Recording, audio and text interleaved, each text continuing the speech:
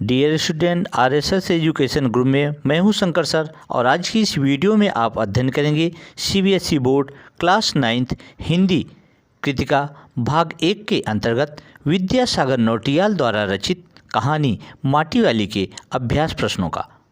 तो आइए अभ्यास से संबंधित महत्वपूर्ण प्रश्नों को प्रारंभ करते हैं।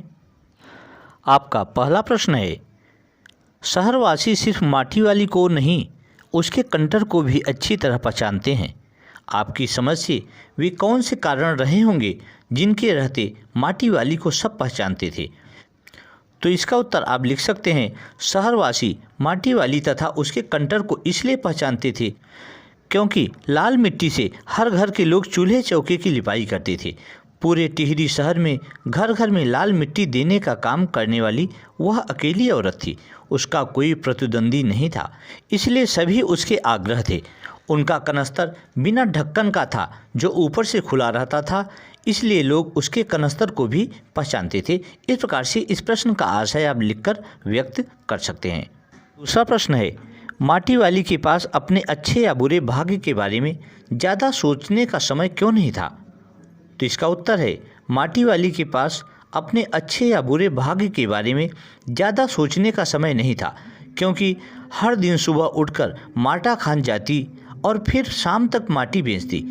फिर घर आकर वह अपने और अपने बूढ़े के लिए भोजन भी बनाती। और पाठ से संबंधित तीसरा प्रश्न है, भूख मीठी कि भोजन मीठा से क्या अभिप्राय है। तो इस बात का आशय यह है कि जब मनुष्य भूखा होता है तो उसका विशेष ध्यान भूख मिटाने पर होता है, ना कि वह स्वादिष्ट भोजन की खोज करता है। यानी भूख लगे होने पर भोजन की मिठास नहीं देखी जाती, भूख खुद ही भोजन में मिठास पैदा कर देता है। इस प्रकार से आप इस प्रश्न का भी उत्तर लिखकर व्यक्त कर सकते हैं। और चौथा प्रश्न है, पुरखों की गाढ़ी कमाई से हासिल की गई चीज़ों को हराम के भाव बेचने को मेरा दिल गवाही नहीं देता। मालकिन के इस कथन के आलोक में विरासत के बारे में अपने विचार व्यक्त कीजिए। तो देखिए, इसका उत्तर आप इस तरह से लिखेंगे कि पूर्वजों द्वारा दी गई चीज़ें विरासत होती हैं। मालकिन को पीतल के बर्तन विरासत में मिले थे और वह उन्हें बहुत संभाल कर रखती थी, क्योंकि उसके मन में विरासत के प्रति आदर, सम्मान और प्रेम की भावना थी। उसे पता था कि पूर्वजों ने उन चीज़ों को कड़ी मेहनत करके खरीदा है, वे सब चीज़ें उसके लिए अनमोल थी। इस प्रकार से इसे भी लिखकर आप व्यक्त कर सकते हैं।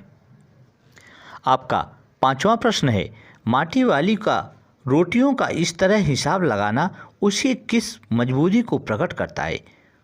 तो इसका आशय है, माटी वाली का रोटियों का हिसाब लगाना उसकी गरीबी को प्रकट करता है। उसे अपने और बूढ़े पति का पेट भरना होता था, इसलिए वह किसी घर से मिली रोटियों को गिनती और अपने पति के लिए भी बचा कर लाती ताकि उसका पेट भी भर सके। आशा यह है कि जब वह माटी वाली किसी भी घर में मिट्टी को लेकर जाती थी तो वहाँ से जो भी रोटियाँ पाती थी और उसके पास एक वक्त की रोटी भी नहीं थी, अर्थात भूख से वे दोनों तड़पते थे, तो वह भी उस रोटियों को खाती थी और अपने बूढ़े के लिए भी व्यवस्था करके लाती थी। इस प्रकार से इसे लिखकर आप व्यक्त कर सकते हैं। और आपका छठवां प्रश्न है, आज माटी वाली बूढ़े को कोरी रोटियां नहीं देगी। इस कथन के आधार पर माटी वाली के हृदय के भावों को अपने शब्दों में लिखिए। तो इस प्रश्न का आप उत्तर इस प्रकार लिख सकते हैं कि बूढ़े पति के अलावा माटी वाली का कोई अपना नहीं था।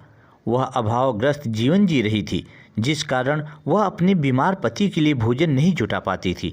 परंतु उस दिन वह अपने पति के लिए 3 रोटियां बचाकर ले जा रही थी। उसने अपनी आमदनी से प्याज भी खरीदा था। उसने सोचा था कि वह घर जाकर सब्जी बनाएगी और अपने पति को देगी। आज उसके पति को रूखा सूखा नहीं खाना पड़ेगा। अपने पति के प्रति ये सोच माटी वाली के असीम स्नेह और कर्तव्यों को दर्शाते हैं। और पाठ से संबंधित 7वां प्रश्न है, गरीब आदमी का शमशान नहीं उजड़ना चाहिए। इस कथन का आशय स्पष्ट कीजिए। तो इसका उत्तर है, गरीब आदमी का शमशान नहीं उजड़ना चाहिए। इस कथन का आशय यह है कि गरीबों का घर नहीं छीनना चाहिए। एक दिन जब माटी वाली मजदूरी करके अपने घर पहुंचती है तो वह देखती है कि उसके पति की मृत्यु हो चुकी है। अब उसके पास कोई अपना नहीं था। उसे अपने पति के अंतिम संस्कार की चिंता सताने लगती है क्योंकि सारे मकान पानी में डूब चुके थे।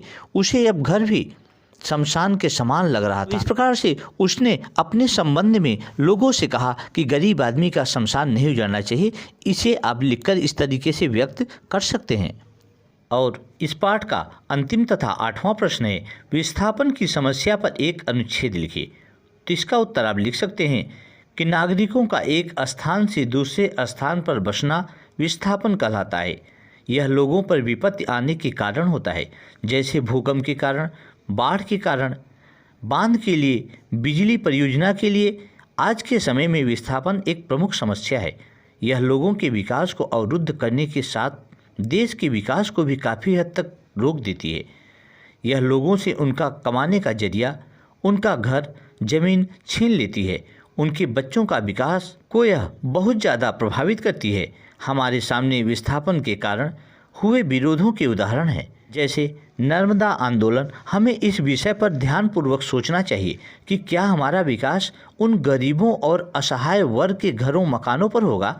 तो इस प्रकार से आप इन सभी प्रश्नों के उत्तर लिखकर अपने मनोभावों को व्यक्त कर सकते हैं। बच्चों, आशा है इस पाठ से संबंधित महत्वपूर्ण प्रश्नों का उत्तर आपको अच्छे से समझ में आया होगा।